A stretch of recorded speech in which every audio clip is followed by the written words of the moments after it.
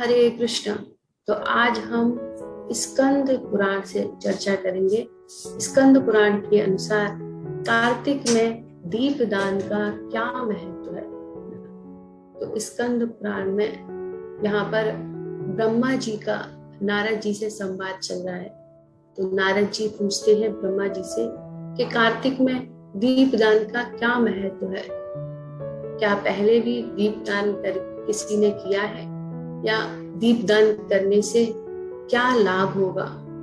तो फिर ब्रह्मा जी बताते हैं स्त्रियों और पुरुषों ने जन्म से लेकर जो भी पाप किया है वह सब कार्तिक में दीपदान से नष्ट हो जाते हैं।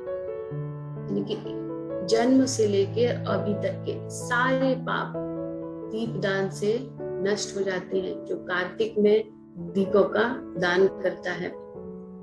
इस विषय में मैं तुमसे एक प्राचीन इतिहास का वर्णन करता हूँ। पूर्व काल में एक द्रविड़ देश में एक बुद्ध नामक ब्राह्मण रहता था। उसकी स्त्री बड़ी दुष्टा और दुराचार परायण थी। उसके संसर्ग दोष से पति की आयु क्षीण हो गई और वह मृत्यु को प्राप्त हो गया। पति के मर जाने पर वह विशेष रूप से व्यभिचार में लग गई। उसको लोक निंदा से तनिक भी लज्जा नहीं थी। उसके ना तो कोई पुत्र था और ना ही कोई भाई। तो कहते हैं शास्त्रों में बताया गया है कि स्त्रियों को हमेशा संरक्षण में रहना चाहिए। जब छोटी होती हैं तो पिता के संरक्षण में, जब बड़ी होती हैं तो पति के संरक्षण में, और पति के ना रहने पर पुत्र के संरक्षण में। हमेशा स्त्रियों को संरक्षण की जरूरत है।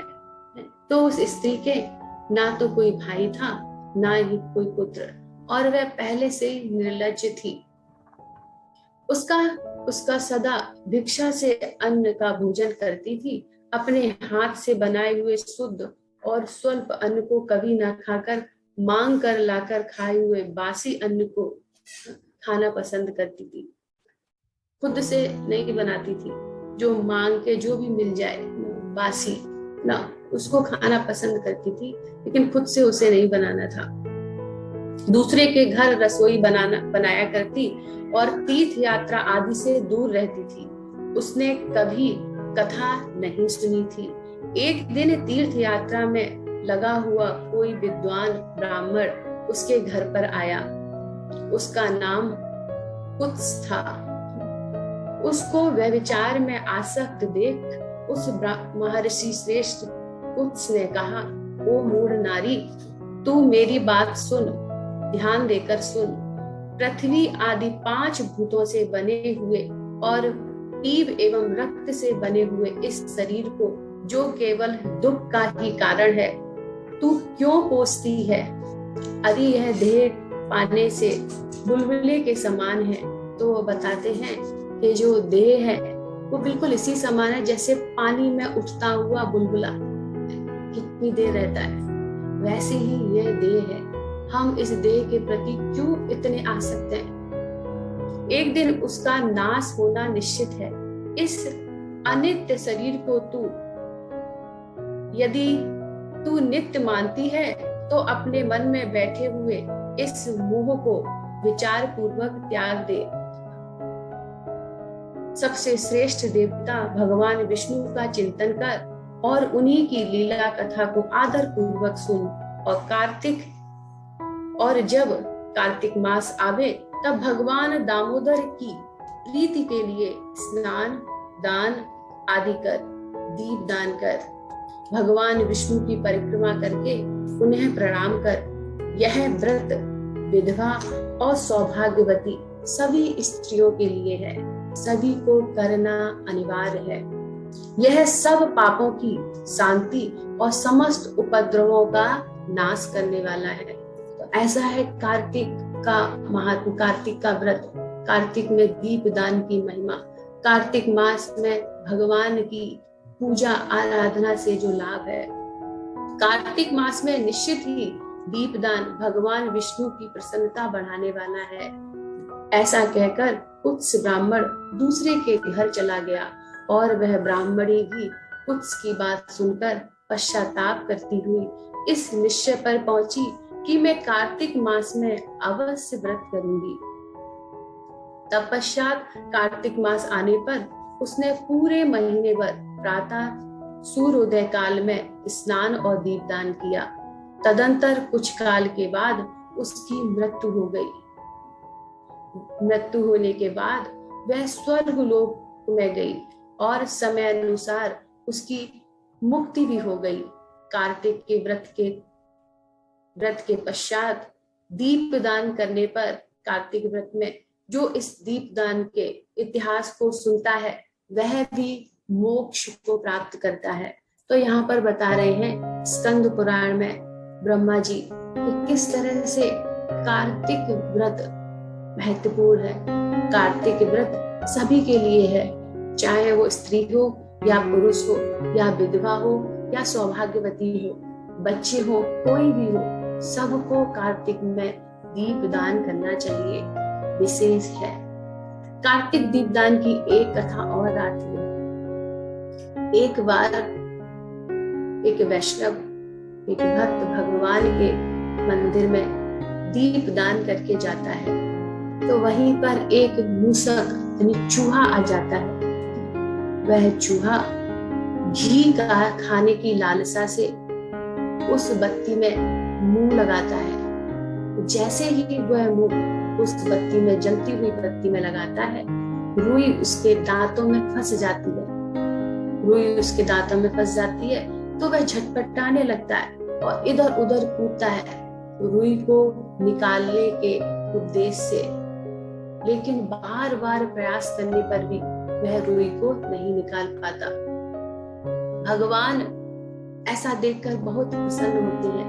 भगवान कहते हैं ये मूसक की योनि में होकर भी इस तरह से दीपदान कर रहा है, तो भगवान उससे अति प्रसन्न होते हैं और वह चूहा बार बार प्रयास करता है, भगवान के सामने इधर से उधर कूदता है उस बत्ती को निकालने के लिए, लेकिन निकाल नहीं पाता। उसी बत्ती की आग से जलकर मर जाता है। तो वह भगवान के कृपा से दोबारा मनुष्य का जन्म पाता है।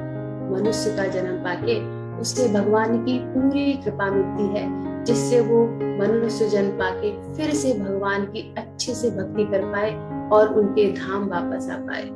तो ऐसे दयालु हैं भगवान, ऐसे कृपालु हैं भगवान। जो भगवान के सामने दीपक जलाता है, भगवान को दीप दिखाता है, तो भगवान उसके आगे पीछे की कोई बुराई को नहीं देखते। भगवान सिर्फ और सिर्फ अच्छाई को देखते हैं और भगवान उस दीपक से प्रसन्न हो जाते हैं। कोई अगर दीपदान ना कर पाए, उसकी ऐसी स्थिति नहीं है कि वह डेली दीपदान कर पाए, तो अगर कोई किसी के बुझे हुए दीपक को भी जलाता है तो भी वह पुण्य का भागीदार है। अगर कोई किसी के दीपक को बुझने से बचाता है तो वह भी पुण्य का भागीदार है। भगवान की पूरी कृपा उन तीनों को मिलती है, दीपक जलाने वाले को भी और पुनः दीपक को फिर प्रज्वलित करने वाले को भी, और अगर जो उस दीपक को बुझने से बचा रहा है उसको भी। तो ऐसे हैं हमारे कृपालु भगवान, इतने दयालु हैं भगवान श्री कृष्ण। कार्तिक में तो सबसे ज्यादा दया और कृपा रहती है, क्योंकि कार्तिक मास श्रीमती राधा रानी का मास है, जो अत्यंत दयालु और कृपालु है। जब राधा रानी की कृपा व दया किसी पर होती है तो भगवान को फिर अपनी कृपा करनी ही पड़ती है। जिस पर राधा रानी अपना हाथ रख दे तो वहां भगवान का आशीर्वाद आता ही आता है।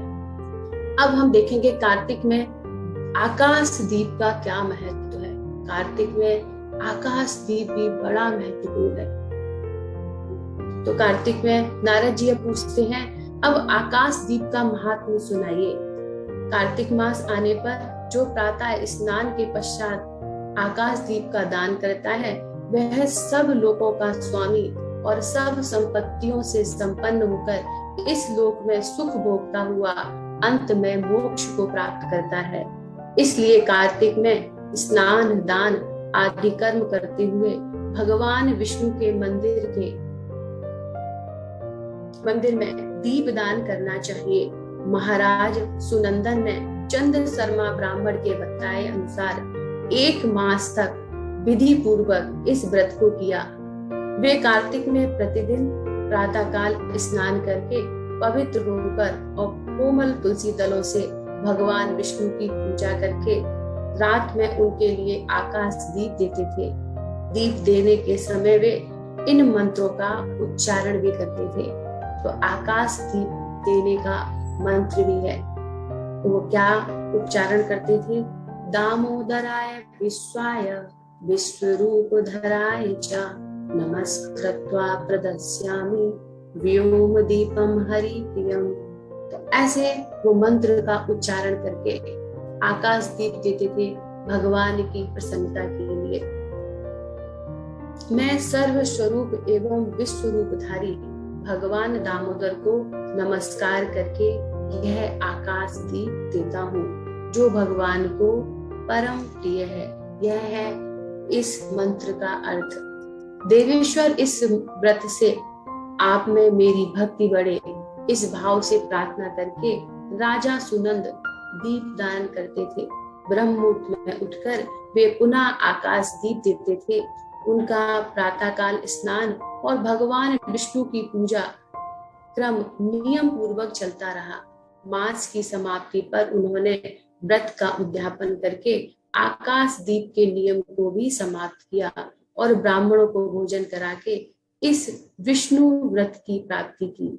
इस पुण्य के प्रभाव से राजा ने इस लोक में स्त्री, पुत्र, पौत्र और स्वजनों के साथ लाखों वर्ष तक पार्थिव भोगों का उपभोग किया और अंत में स्त्रियों सहित सुंदर विमान पर आरूढ़ हो 4 भुजाधारी शंख, चक्र, गदा आदि आयुधों से सुशोभित हो पीतांबरधारी विष्णु का सा दिव्य रूप पाकर मोक्ष का आश्रय लिया।